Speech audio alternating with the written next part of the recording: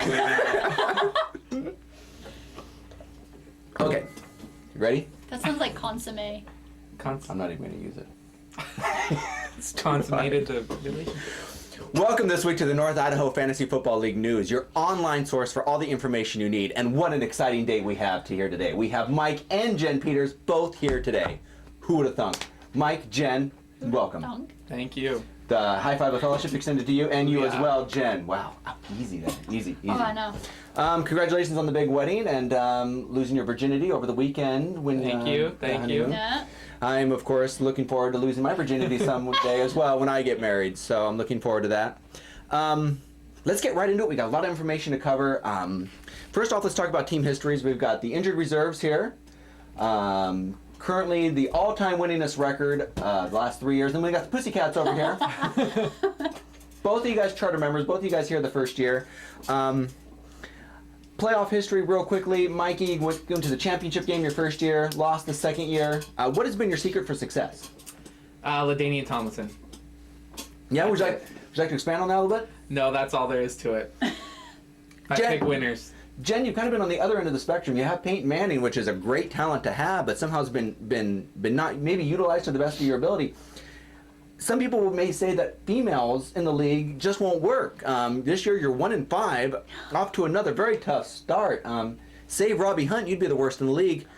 Jenn, how do you respond to these accusations that maybe females shouldn't be in the league?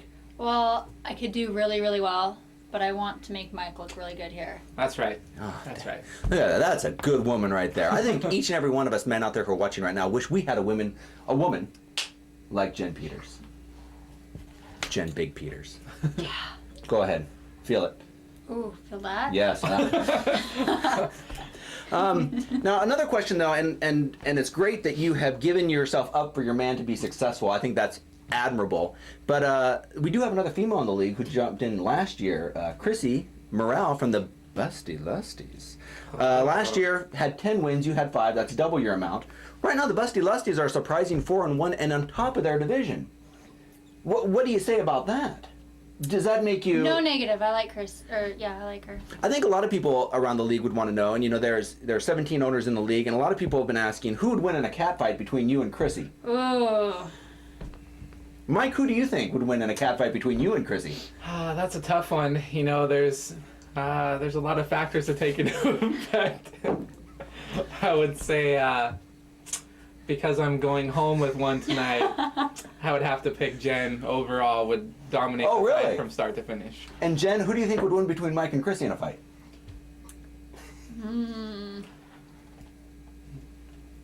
That's impressive right there. That's impressive. Let's get a little bit to the action of what happened last week. An unfortunate honeymoon kind of turned sour for you guys because both of you guys ended up losing both of your games. Mikey, tough outings against the Rocks. You lost a late lead. And then I think it was the A-Dogs? Yeah. The much maligned A-Dogs also beat you, dropping your record to 3-2. And Jenn, 2 more predictable losses. You went 0-2 this week. I mean, 2 more losses. Sorry, I didn't predict that you were going to lose those 2 games. But 2 tough losses, one to Jason Moshan, and another one I think to Big Russ. How has it been? I can take losing to Russ. Okay. Moshan? Yeah? No. No? Now, there was a little bit of... Now, the week before, you also went 0-2, I think. I think you lost 2 games the week before as well. But there was a lot of hurt feelings when you lost to Sonny Coley. Sonny. Oh. Now, has Sonny slighted you in some way? Now, I saw that you're a little disturbed that you lost to Jason. I take it you don't like to lose to the Moshans. But why, Sonny? Why do you not like losing to him so much? He didn't even pick his team. Well, he was there consulting, and he was there, but he didn't pick his team. Well, we have proof that he was there talking with Kathy Lennon. He was consulting. Not about football, probably. Well, still, if you... I don't think so. When did he last get online? When you told him, Sonny, you might want to get online. And you leave him his login and password to remind him to get on. Well, I talk to all the owners about making sure that they have the right lineups in. I give you guys calls to make sure that you're on as well, correct? Are you saying that Sonny gets an unfair advantage? No, I just don't think Sonny should be able to win.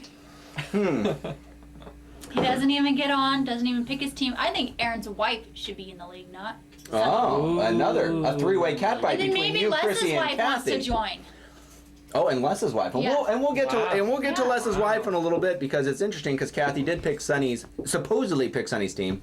Sonny's off to a 3-2 start. You'll be happy to know Sonny lost both of his games this week. Oh, yes. So, and like I said, you lost your 2 games, dropped you out of first place as well, behind the Busty Lusty. Thanks for bringing that up. Let's talk a little bit about the first place teams, and I hate to bring this up all the time because people are probably getting sick of it, but it's the Norm Buds that we've continued to talk about each and every week. The Norm Buds are now 5-0. They're the only undefeated team left. America's team, the Norm Buds.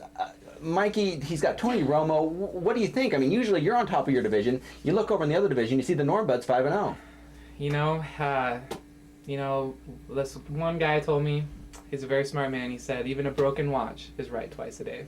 You always bring insight to the league, and that's why we like having you on. It's the intelligent stuff. That's what I do. It's not the same, I'm gonna, do your mom or this. You bring intelligent stuff, and it's from the books that you read and the computer games that you play, I think, is why you have this intellect. Books.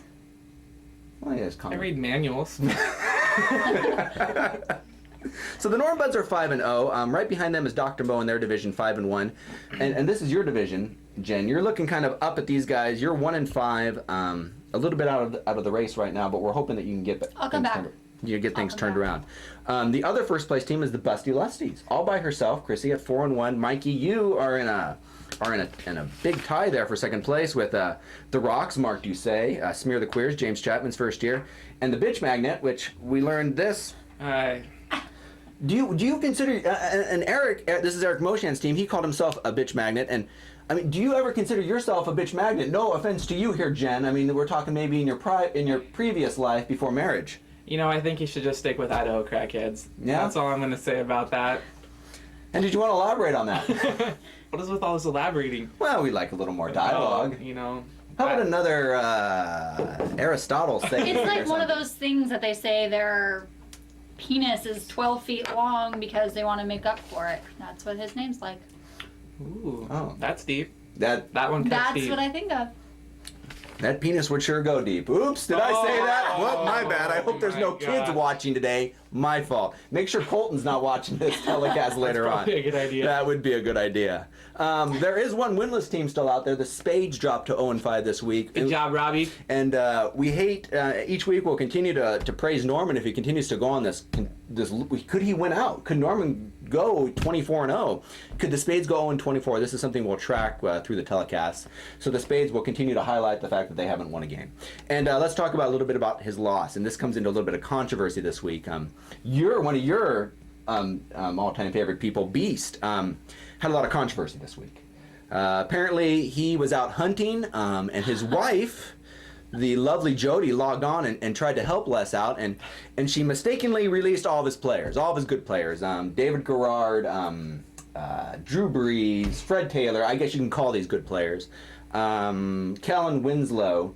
So she dropped all the good players and she replaced them with Lawrence Vickers, Arnaz Battle, a lot of people that have been bouncing around from team to team. And this was a point of controversy because I did get a call from Les after all these players were dropped, after he slayed his beasts, his elks and stuff, and said, no, I don't want to drop those players. So the commissioner went ahead, I put his players back on his roster, but the starting lineup that his wife submitted, we kept that starting lineup in. Now, you had a little point of controversy, Jen, if I remember right, when I did this. It's his own fault. So now, if I wouldn't have done anything, all of his players would have been up for free agency at 9 o'clock this morning. But I put him back on his roster. Agree, disagree? Did the commissioner make the right move here? Well, it is. I can see how it is. It's so easy to just drop all your players and pick up really crappy ones. So I could see how she made that mistake because it's a very simple process to do.